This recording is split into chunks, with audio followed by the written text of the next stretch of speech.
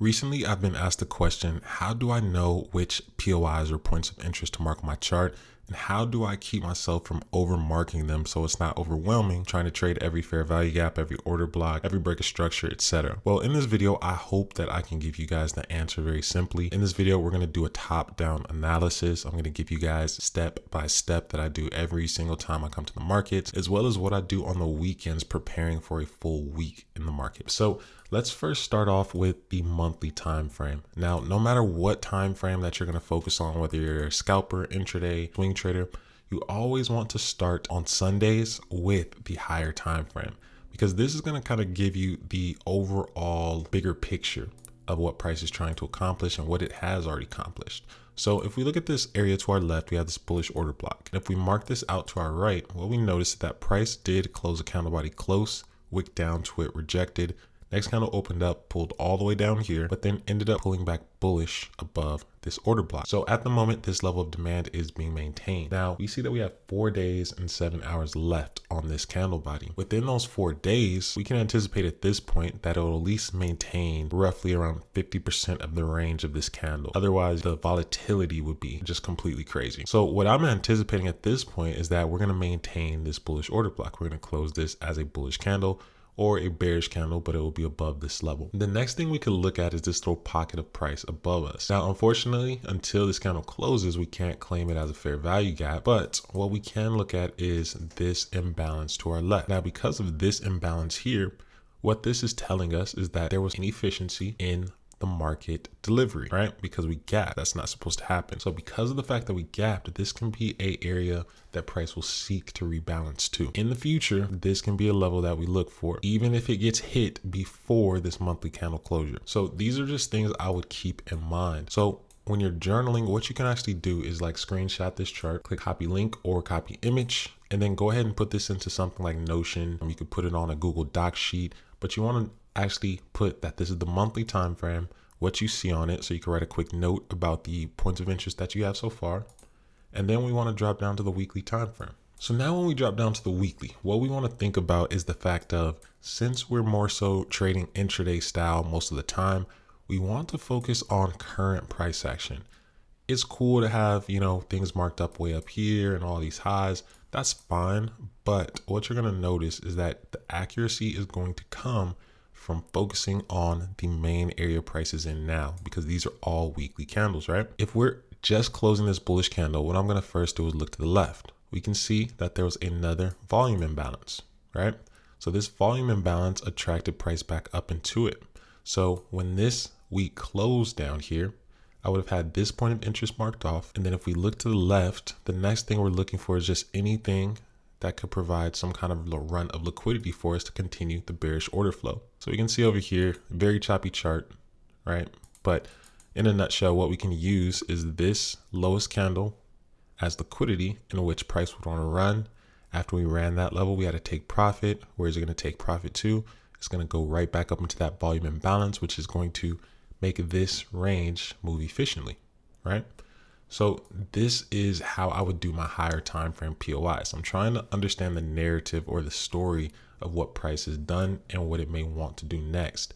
So just looking at this, we could say that since price has been so heavily bearish, we retested into a bearish point of interest and rejected it. We didn't engulf this candlestick or anything like that. We have wicks on both sides. We could see this turn into a bearish, bullish, bearish continuation pattern, right? Technically, we could. We don't know until the next week will open up. We can say, since the monthly did have that long wick, we're hoping that it maintains that wick as well, consolidates or, starts going bullish. But at the moment, we need to see more bullish momentum step in. So let's see if the daily time frame has given us a transition. All right, now we look at the daily, right? So now we have overlapping confluences. We had that weekly volume imbalance, but now we also have daily volume imbalance. And you can see how now the chart is starting to get overlaid. There's more to look at, etc. Now, usually what I'll do is mark these levels off. I will highlight them. If it's a lot of overlapping like this, then we can just obviously clear out the one that is smaller, because that's going to mean that we don't cover the actual range that price can be reacting off of. Or we can do it vice versa, where we delete the larger one and we're only focused on this refined area for a retest. But for now, what we're going to do is just keep it on the chart. Okay. Now, if we look at what price has done here, we had this pullback to an impulse. We made a new low, and we know that because we closed a candle body under the lowest wick in this area. Then we had another pullback and another expansion leg to the downside. So looking at this, I would be looking at structures such as this. So we had lower high, lower low, lower high, lower low, right? So now that we have this structure leg, we can see that price did go bullish because we ran this short-term high. Now, the significance of running short-term highs is the fact of switching order flow. When we switch order flow, what this is telling us is the fact that buyers are stepping in strong enough to reverse price and actually take out liquidity points. Because for an example, let's say how this wick was here, it pushed very close to the previous high, but it didn't run it, right? So we formed a bullish bearish rejection. So now when we run that high and close the candle body above it, this is confirmation that the buyers are so strong that it took out the sellers above this area, because this is where stop losses would be. Now, at the same time that we did that, we actually closed a nice bullish order block candle. Now, this candle engulfed 1, 2, 3, and 4 candles to its left. So this is a very strong candlestick, right? So what we can do is highlight the base of it and mark it off as the order block. Now, color scheme is completely up to you guys. Sometimes I will do something like this where I'm more so just do the border, and then that way you pretty much know where the order block was already.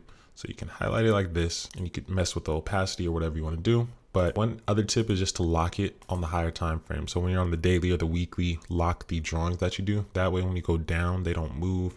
Or if you accidentally, push something up or down, it does not actually move it on the chart.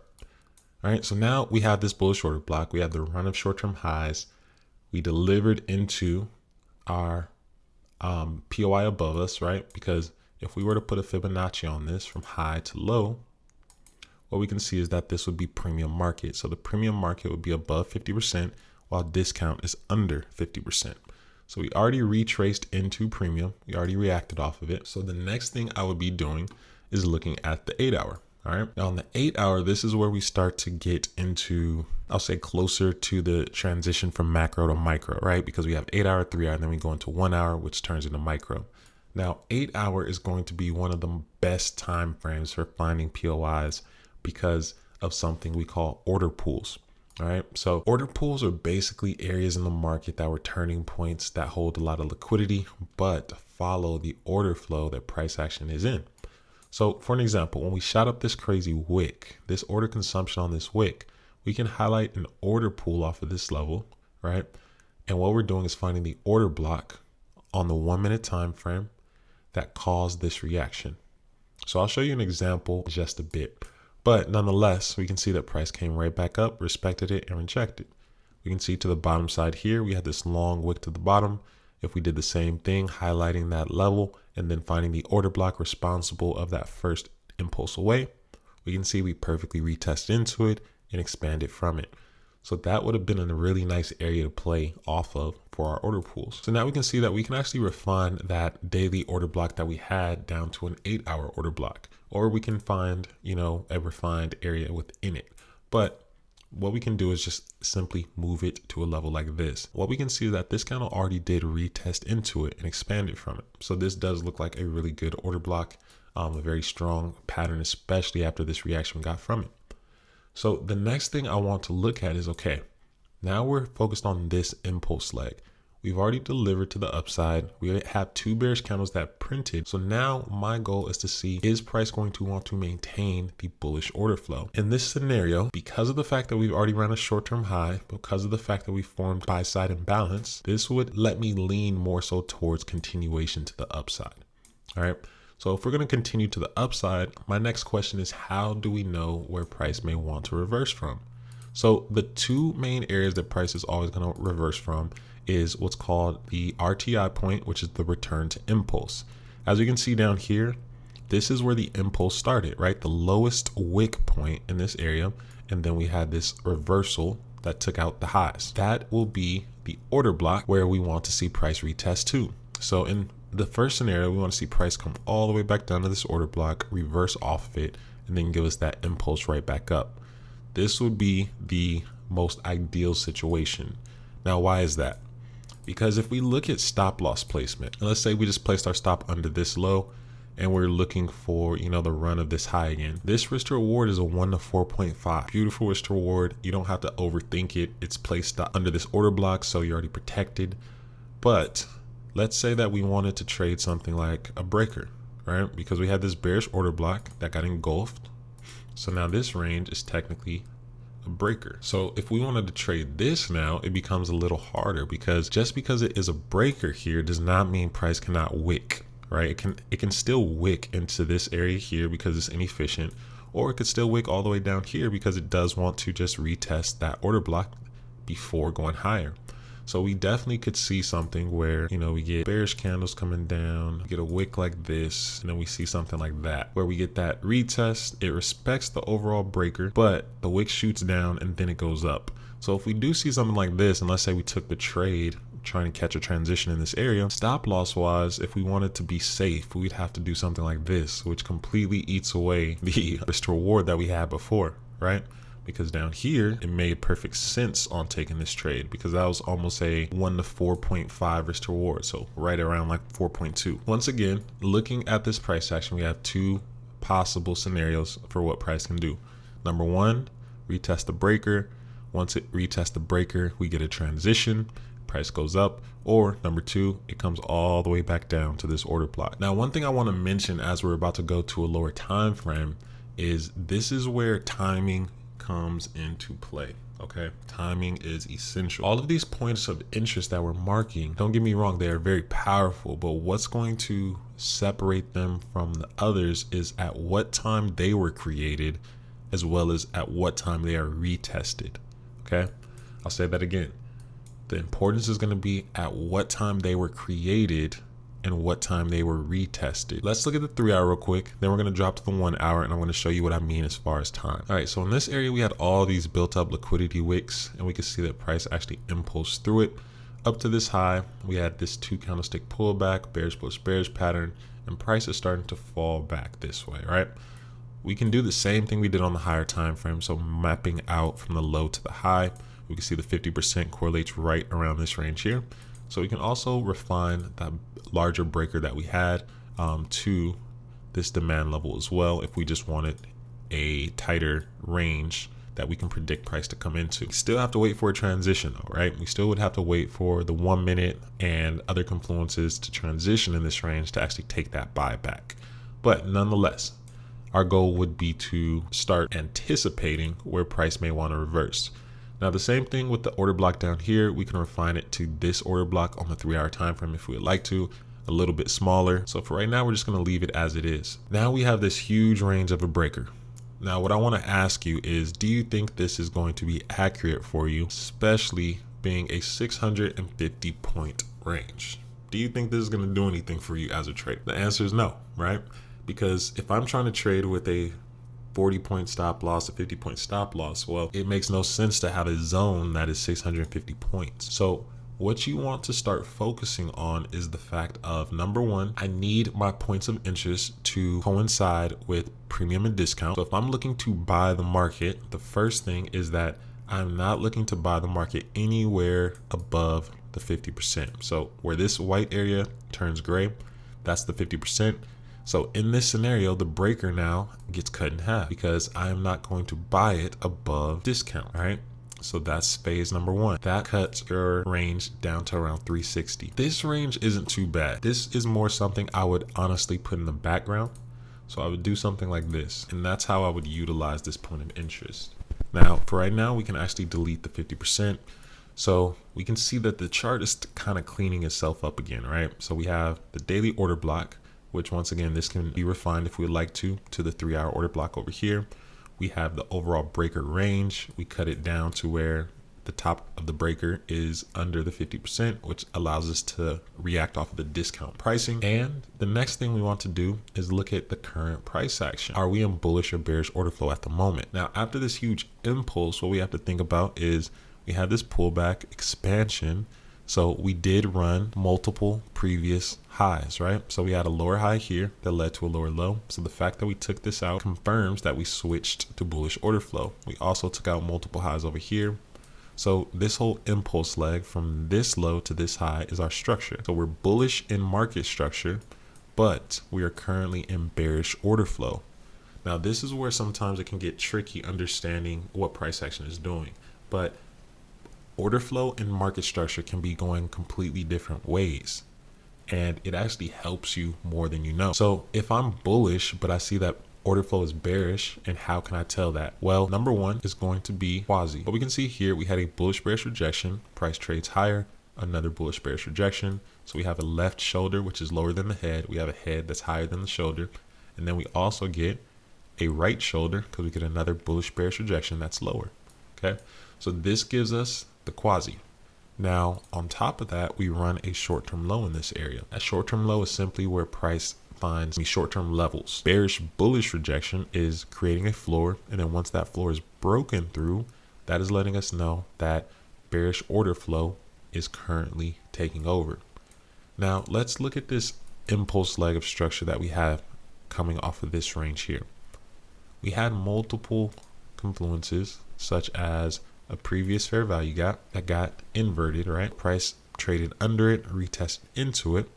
And we could see that if we added that midpoint to this level, price actually retested that perfectly, rejected, and then we get that follow through to run the short-term low. So this is once again telling us the story of what price is doing. So after we run that level, we get 1, 2, 3 bearish candles. We form another SIBI. All that is a sell side imbalance, buy side inefficiency, or a bearish fair value gap. We retest up around that 50% once again. And that leads us to where we are currently, right? So overall, price is still maintaining bearish order flow. It's maintaining bearish points of interest. In this scenario, what I would be looking for is another short-term low to be ran. So now from this zone down to this zone is about 256 points. From where the candle body closed is about 180 points. So my overall goal in this area would be to find a transition on that next candle open where it either retests back up into this range and then gives us bearish price action, or try to catch on immediately to the follow through down to this run of a short-term low. Now, can price decide it wants to continue going higher? Of course it can. We can't control that. But what we can control is at the moment, this is what order flow is showing us, and this is what we're going to focus on. All right. So this is how I would mark my POIs. So overall, I would not be looking for buys up here. We expanded way too far. We're definitely in premium. We've already hit full points of interest. 1 hour has shown us a reversal. We marked off 2 points of interest, which were, fair value gaps. So we had this inverted one. And then we also had this sell side fair value gap. And now we're seeing if price is going to maintain the run of a short-term low. This is how I would do my top-down analysis. Another thing we can keep in mind is what we talked about. When was this pattern formed? When we look at this range down here and we start looking at the order block, what we can see is 2 a.m. to 3 a.m. is where London starts to open. So really quickly, let's go back to the 4 hour. It does clean it up a little bit. But what we can see is that 1 a.m. to 4 a.m. is this candle body here that created the engulfing. That means that this engulfing was created during London session. So if we want to, we can even refine down to there. But this is a important level because it's backed by the liquidity, the pricing of London session. Now let's say that this was Asia session, right? The order block wouldn't be as strong because of the fact that we know that Asia's range is usually used for liquidity. Understanding that, if I were to see this pattern during Asia session, I wouldn't be so focused on it, if that makes sense. So to give you an example of that, you can see here we have a bullish bearish bullish pattern, right? And we can see 5 p.m., 9 p.m., 1 a.m., but you see how it consolidated a lot. And then even though we get a push up, pretty much reverses and takes out both sides of the range. So we take out the high of Asia. We also take out the low of Asia. But we look at this area, 9 a.m., this was New York's high for Monday. So when Tuesday comes, it's respected in the same exact trading session. So if we look up here, we can see that this high was put in around Asia. So this is what started the take profit event. So the whole impulse was London and New York, and the take profit event started Asia. And now we're getting into London session. So now what we're getting into London session, we can definitely expect and anticipate more volatility. And we start to see that with this candle delivery here. So now we're getting into New York, all right? And we got a rejection. So we can see here, we're already anticipating the retest into the fair value gap, kind of retesting into this wick area, and then sell side delivery, which is what we got. So now what we're going to do is zoom down to a lower time frame so we can see how could we have taken part in this trade. All right, and now we can see there's tons and tons of points of interest on the 1 minute time frame as well. I mean, we have bearish order block, we have imbalances everywhere, we have continuation order blocks. Where do I mark? Where am I looking for price to interact with? Keep it simple. All right, mark the main impulse leg. So we can see here we have this high down to this low. This gives us the premium and discount of this 1 minute array, okay, or this impulse. Now that we know where the 50% is, we know that we're not looking to take any continuation sales under that 50%. What is next, right?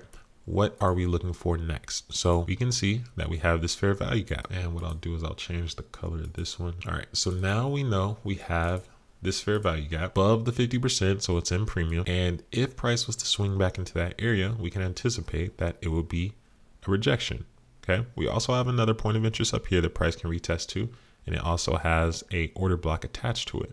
So those would be the two areas I'm keeping my eye on. Now, the next thing is going to be looking at London's high and London's low. So in this scenario, we can see London's high was put in here and we have London's low here. This was ranging, right? So we had an impulse and then price took profit against that impulse. And this was 535. So what I'm going to be looking for is when New York session opens, what gives me the cleanest retest into this range. Always remember that the previous session is going to set you up. It's going to give you the POI that you're going to use in your current session majority of the time. So now we can look at this area where we had this little 2 candle pullback to this high. Then we ran a short-term low. We created 3 bearish candles in a row, and this gave us another fair value gap. So now this is what has my eye as far as entries. I want to see how price treats this range. Okay, that is my goal. So now that we understand top-down analysis, H3 time frame sitting at highs, H1 time frame sitting at highs and premium, already retested into points of interest to our left, started the process of reversing from the left head right shoulder. H1 time frame has given us bearish order flow. It's also given us points of interest, right? Because of the inverted fair value gap and the SIBI here. We're waiting for that retest to the SIBI. We get the retest. We drop down to the 5 minute time frame. We then see the retest into our premium point of interest. We get a retest once, twice, and then from that point, we're simply waiting for New York session to open. New York session opens at 7:30, and we can see price trades right back into both of our points of interest at 7:30. And just to clarify once again, I'm not highlighting these order blocks down here or these fair value gaps, etc., because they are not above the 50%. So I'm only looking for points of interest above the 50% because I'm looking for shorts, and it doesn't matter what time frame I'm on, I'm only going to be using the premium of that time frame. All right, so now let's drop to the 1 minute. Now the next thing we're going to be looking at is how do you know where you want to enter? Now, when you drop to the 1 minute time frame, you have to remember that the 1 minute is just giving you the first initial sign that the market is reversing. You're still basing everything off of the higher time frame. So at the moment, this looks a little scary, right? It looks like a little overwhelming. We're not really sure what to do with this price action. Watch how simple it becomes when you just view this as what it truly is. First off, make sure you zoom out on your chart a little bit so that you can see a decent amount of price action. So we can see all the way from this previous low up to the retest point, up to the break of these short-term lows, and technically structure on the 1 minute time frame. So the next thing I'm going to just draw out for you guys from this high down to this low, up to this high, down to this low, up to this high, down to this low. We're just going to simplify structure. A lot of times people get too caught on the 1 minute time frame on every single up and down candle in these ranges. But what I want you to just simply focus on is the overall impulse legs and then breaking this range down based off of premium and discount. So the same scenario plays out here. If we were to measure this impulse leg, where are the points of interest above the 50%? So try to ask yourself before I mark them. We have one here, which was the volume imbalance. We have one here, which is the fair value gap. And, we have this one up here, and that's pretty much it. We could see that this range was pretty much moving efficiently. We had a lot of wicks in that area, retested, etc. So in this price action, we had 3 potential areas, right? And then we also have this area up here. So this would be the bearish order block sitting at the 100%. So looking at this retest here, we can see the first rejection wick, right? So we push up into the two first POIs. We reject under the first one. The next one, we push up a little bit higher and we get this strong bearish candle. So it really just all depends on where you're placing your stop loss. Your stop loss should always go above or below the impulse, the lowest or highest point of that impulse leg. So in this scenario, it would need to be here. So let's ask ourselves, are we comfortable taking a trade with a 64-point stop loss? If we are, then great. We can just simply take the trade as soon as price retraces into this point of interest. And we could simply target 1 to 3, basically moving the break even at 1 to 2, which would be right around here. And then, going for that 1 to 3 target as our main target there. All right. So that's the first question you want to ask yourself is, are you comfortable with that stop loss size? If you're not, then you need to remove those points of interest off of your chart. Okay. So for an example, let's say I wasn't comfortable with having my stop loss way down here and I was like, the minimum I'm willing to take for this trade would be using a 40-point stop loss. Well, then I know for myself that this is the only POI as well as this one that will give me that risk to reward. So I'm sitting on my hands until price reaches that point.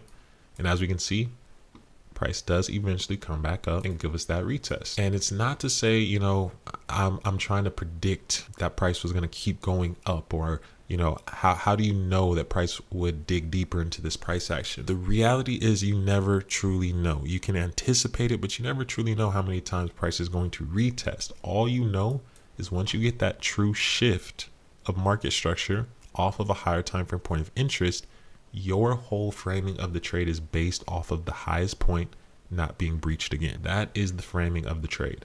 So in this scenario, it doesn't matter if I enter down here. As long as my stop loss is above here, the trade will play out in my favor. It's just a risk to reward at that point. So once again, the trader who waited for price to come up a bit higher would have gotten tagged in around this point, and then the market quickly reversed after. The next trader, let's say they only wanted to trade return to impulse, return of the order block that created the impulse. So now this trader got tagged in here and their stop loss is this small. So you see how the risk to reward changed from 1 to 3 and scaled up, and now it's at a 1 to 8.6 risk to reward for the same exact trade, but it's simply based off of refining and efficiency. So this is how I use points of interest in my trading, from the higher time frame all the way down to the lower time frame. It's just not overcomplicating it. I mean, looking at what I have marked on my chart right now, for it to go all the way from monthly down to the 1 minute, this is not a lot at all. This is still very clean. This is very understandable and still allows you to see what price action is trying to accomplish. Hopefully this video helps out. I'll definitely do more. Leave comments below on any questions you may have or any things you want me to add in the next one, and I'll see you then. Take care.